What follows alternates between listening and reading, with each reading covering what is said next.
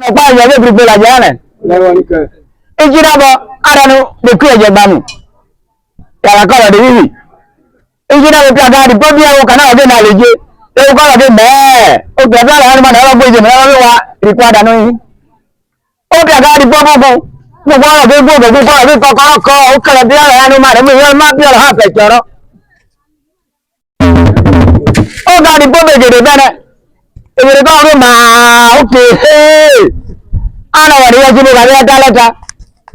O de gbogbo ga ta bene. Tata se jire kana.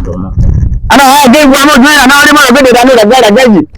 Ani jira ba da na tu la maja. E ya ta ka ri ka ko je me. Ala da ko je gugu na jira ba pa mo wa ja pia be kana la je ana. Ala da re ku ba hi bene. Jira ba de jira ta ga ni. Tata de kana jina ba e ni tani.